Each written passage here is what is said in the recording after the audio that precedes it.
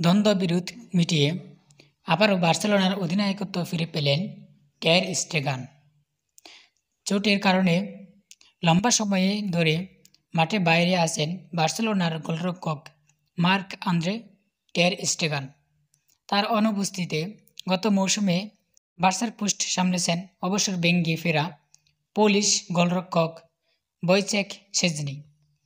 এর মধ্যে চোট কাটিয়ে ফেরার অপেক্ষায় থাকা টের স্টেগানের বিপদ আরও বেড়েছে ক্লাবের সঙ্গে দ্বন্দ্ব জড়িয়ে পড়ায়।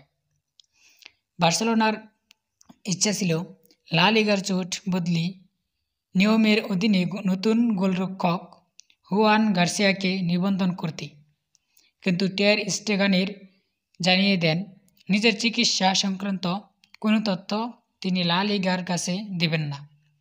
এতে জুনে স্পেনিয়ল থেকে আনা গোলরক্ষক হুয়ান গার্সিয়াকে নিয়ে বার্সার পরিকল্পনা আর এগোয়নি। এই বিতর্কর জুড়ে বার্সেলোনার অধিনায়কত্ব হারান টের স্টেগান। তার বদলে নেতৃত্ব দেওয়া হয় রোনাল্ড আরাউকে।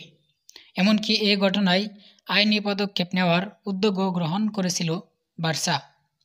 তবে একদিনের ব্যবধানে সমস্যা মিটিয়ে আবারও নেতৃত্ব ফিরেছেন টের স্টেগান।